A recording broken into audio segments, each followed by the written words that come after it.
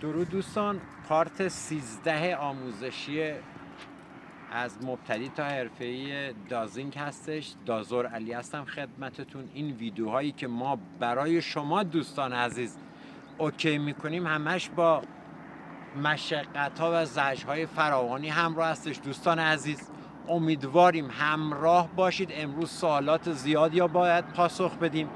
بحث دوستان زیاد سوال پرسیدن، دوستان پرسیدن بحث حذف ذرات رو بگین. از همه مهمتر بحث اتاقک‌های باستان، بحث چاهای باستانی، بحث تونل‌های ورودی و نوع دیوار زنی اتاقک‌ها، نوع عمق‌گیری چاه. حالا اتاقک ریزش کرده باشه یا تونل یا چه سازه پر خاک باشه چه سازه سالم باشه، ما کلا این مباحث رو ریز در خدمت دوستان هستیم.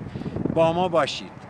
دوستان همینطور که مشاهده میکنید یه سازه باستانی هستش، مثل یه دایره باستانی که حالا اومدن یا به اشتباه به هر طریقی یه حفاری خیلی مبتدی زدن اینجا که حدوداً چند متر رفتن پایین یک کانال و یک اتاقک در جلو هستش. ما باید اینا را ریز توضیح بدیم که دوستان بدونن چطوری باید چاه، اتاقک، کانال و اینا دقیق یک به یک آنالیز بشه، دیوارا مشخص بشه، کف مشخص، ارتفاع، سقف، همه چی ما باید اینجا تو این چند ویدیو به دوستان عرض کنیم و همچنین حذف ذرات رو که چند دقیقه هم وقت میذاریم روش خدمت دوستان عرض میکنیم. دوستان عزیز دقت کرده باشین، سرچ کنید یکی دو سال پیش یه 20 تا 25 تا از سربازای ناتو توی دره‌ای در حالا فنلاند بوده، سوئد بوده، جای دوچار بهمن میشن و از زیر یک غاری دفن میشن اونجا. تنها کسی که تونست اینا را نجات بده اونم دستگاه دازینگی بود که بردن اونجا و نوع بیشترین حجم فلزی که باشون بود نوع فشنگی بود که با این افراد بود و تونستن با توجه به حجمی که این افراد 25 تا کماندو فرض کن این همه حجم چیز داشتن، فلزی یک دست، تونستن اینا را صحیح و سالم بیرون بیارن. دوستان بدونین دازینگ قدرتش چیه. انشتین همه چی رو گفته. ما داریم میریم پایین که هم چارا به شما نشون بدیم، هم تونلا هم اتاقکی، که بعد بیام از بالا دیگه آنالیز کنیم بریم جلو.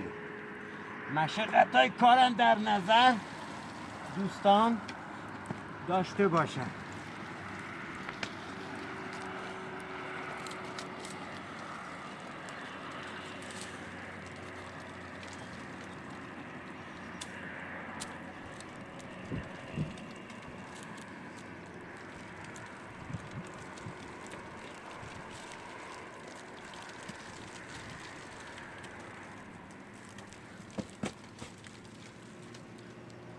دوستان ما الان وارد چاه شدیم و الان وارد اتاقک با چراغو میریم جلو تا انتها که بعد برگردیم اونجا در خدمت شما باشیم.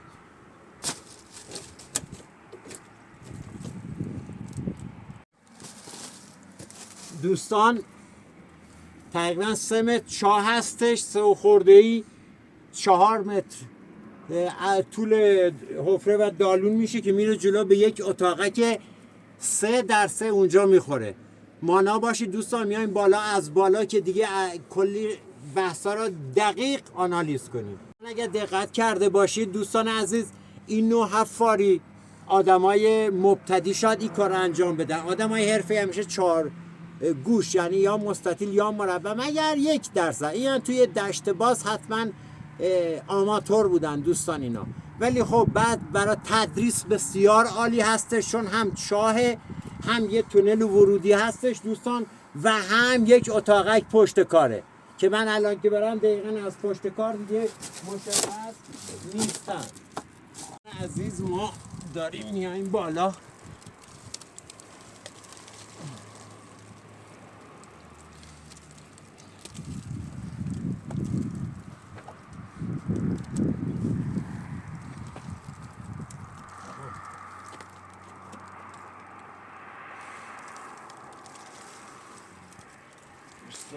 یکم راهش سخت، ولی خب برای آدمای حرفه‌ای هیچ چیز سخت نیست دوستان. چیز سختی تو جهان نداری. مانا دوستان، ابعاد اگه نگاه کنید دوستان، ابعاد دقیق مشخصه، یعنی دقیق براتون طوری هندسی و با ریاضی کار کردین که متوجه بشین. این ابعاد طول راهروه، این دهنه راهرو اون شاهمونه، اینم دهنه دقیقاً اتاقیه که زیر کاره. دقیقاً اگه مشخص دقت کنین یه تقریباً مثل تی انگلیسی میشه که یه دایره زیرش باشه. دوستان بس الان میاد روی یه عده میگن عزیزان شما چاه رو مثلا چطوری میگیرید؟ چاه اگر پر باشه، اگر خالی باشه، کانال اگه پر باشه، اگه خالی باشه، اگر ریزش کرده باشه، واسه دازینگ فرقی نداره، دیواره رو میزنه. شما اقدام میکنید یه بار تشریف بیارید، یه بار با خوراک میزنید، یه بار بدون خوراک. ما الان مجبوریم بدون خوراک سازه رو بزنیم که سازمون رو بگیره. متوجه هستین دوستان؟ ما هیچ خوراکی نباید بامون باشه، هیچ خوراکی با ما نباید باشه تا ما بتونیم سازه رو بزنیم. ما الان آنتن گذاری میکنیم و میریم برای اینکه ابعاد خود چاه را اول در بیاریم.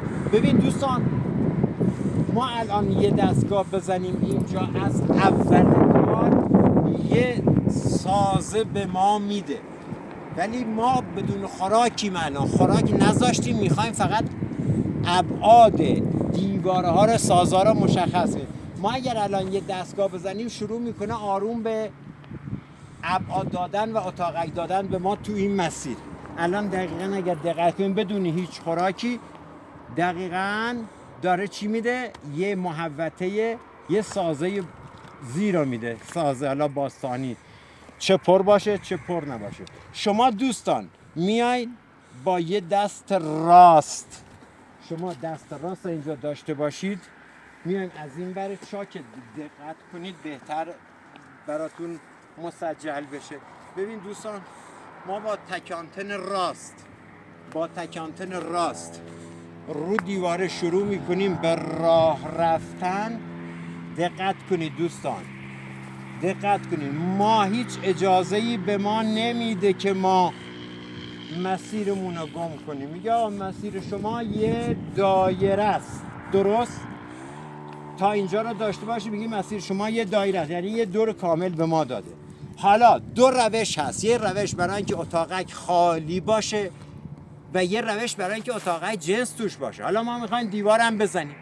اگر این دیوارم دوباره ما اومدیم به روش اول، اینه روش دومم براتون دقیق توضیح میدم. ببین دوستان، ما دایره رو رد کردیم، ما الان رو خود دیواریم. ببین دوستان، الان من عمدن یه ذره اومدم اینور، ولی دستگاه میگه شما جابجا شو، من میام که صاف راه رو با. الان ببین دوستان، دستگاه رو دیوار قفل کرده، من آروم حرکت میکنم، تک آنتن دوستان، تک آنتن. ببین دوستان اینجا یه شکستگی داره، ببین مسیر به من میده، اومدم جلو یه شکست فوری هم به میده، دوباره مسیر مسیر مسیر مسیر. ببین دوستان اینجا مسیر رو برام چیز میکنه. حالا با خطای 20-30 سانت شما در نظر بگیرید، دوباره مستقیم. این بحث آموزشه دوستان. ببین من دوباره اینجا باید سنس بشن که دقیق رو دیوار باشم، دوباره دقیق رو دیوار شروع میکنیم به راه رفتن. حالا فرض کنید 5 متر زیر خاک یا 1 متر یا 10 متر، بر دازینگ و دازور حرفه‌ای فرقی نداره. ببین دوستان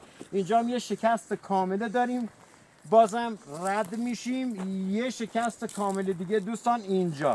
ببین اگر الان ما بخوایم بیایم دوباره اینجا، ببین دوستان دقت کرده باشید سازه رو آروم میگیره، خیلی دقت کنید. دیگه ما میریم برای انتهای کار. این روشیه که فقط شما بخواید سازه زیر زمینی رو بگیرید دوستان، فقط سازه بگیرید که آقا تو سازه چیزی هست چیزی نیست. دوستان عزیز، فعلا سازه چه دیواره سالم باشه، چه خاک پرش باشه، چه ریزش کرده باشه، دقیقاً تک آنتن به شما میده.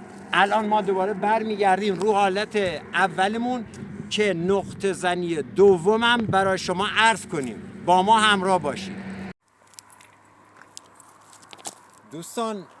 الان بس آموزشه. تا الان آموزش چی بوده دوستان؟ آموزش ردیابی دیوار، یعنی اینکه شما سازه زیر زمین تو هر عمقی است بدون خوراک پیدا کنید. الان ما خوراک داریم، خوراک باستانی به دستمون چسبیده. حالا شما فرض کن ما میخوایم اینجا رو با خوراک بزنیم. تو ذهنتون باشه برنامه آموزشیه دوستان. ما اگر الان خوراک باشه، من یه مبحثی گفتم مثلا عقربه ها رو ساعت 12 یا مثلا خدمت شما عرض کنم 4 به 11 بیفته، مثلا یکی عقربه ها صاف مثل ساعت 6 و 12 بیفته. اینجا توضیح میدن که دیگه دقت کنید یاد بگیرین دوستان معنی کار یعنی چه. حالا شما فرض کن ما با خوراک داریم اینجا رو میزنیم. ببین دوستان، اگر با خوراک اینجا رو بزنی قطعا آنتناتون میاد به هم، چون میگه جنسی درون اینجا هست. حالا اگر اینجا بزنی جنس هم اونجا باشه که با توجه به دهنه آنتن، اگه دهنه آنتن مثلا شما خوراک تو دستتون باشه، اگر در این حد باشه که جنس درون چاهه، اگر اینطوری باشه در این حد باشه شما تو کانالید، اگر یک ذره دیگه باز باشه شما در اون اتاق که اینا راحت میشه پیدا کرد. حالا دوستان تشریف بیارید اینجا. من دقیقاً روی دیواره خود مثلا این سازه براتون میگن که چطوری دستگاه میزنه. ببین اگر شما خوراک داشتین و جنسی درون اتاق، درون تونل بود یا درون این حفره بود، حالا اتاق هم بسش جداست، وقتی دستگاه میزنی بس اینه، این دستت رو دیوار وای میسه، حد رد نمیکن. این دستت میاد چی کمکش؟ دست راست. وقتی من میگم رو ساعت 12 منظورم این. الان یه نقره سطحی میندازم اینجا که شما یاد بگیرین یعنی چه. اینجا توضیح دادم ولی میخوام نقره رم بندازن که شما یاد بگیرید جریانش چیه. من الان یه نقره میندازم اینجا دوستان، دقت کنید حرفا را کامل بگیرید عزیزان من. ببین عزیز دل، باید بدونی من دارم چی میگم. ببین من وقتی میگم وقتی جنسی تو عمق باشه، حالا ما یه انگشتر تو عمق 3 متری این کاناله فرض کن، بفرمایید تو عمق شما هست بزنید تو عمق 3 متری کاناله. این انگشتر ما تو عمق 3 متری کاناله. وقتی ما شروع میکنیم به زدن دوستان، ببینید ما الان رو دیواریم. ما اگر یه ذره از کانال رد بشیم هر دوتا آنتن یه ذره کنش دارن، ولی وقتی ما میایم روی دیوار که قبلش آماده کردیم، آنتن دست راست رو دیوار وامیسه، آنتن دست چپ میاد کمکش. یعنی چه؟ یعنی آنتن دست راست الان رو ساعت 6 و 12 دقیقاً قرار داره. آنتن دست چپ کجا قرار داره؟ آنتن دست چپ تقریبا مثلا رو ساعت 7 و 1 7 و 2 اینطوری حساب کن. عقربا ساعت در نظر بگیر. ببین ما الان دست راستمون رو دیواره سمت چپه. بگو خب سمت چپ، ما در اون کانال این لبه میشه سمت چپ. ما الان آنتن دست راستمون وا میسه وقتی جنس باشه، آنتن دست چپ میاد کمک آنتن دست، یعنی جا بار داره. حالا ما اگر جا به جا بشیم چی میشه؟ برعکس میشه. ما جا به جا بشیم این حالت پیش میاد. آنتن دست راست میگه آقا جا به جا شو، من میام دقیقاً روی خط.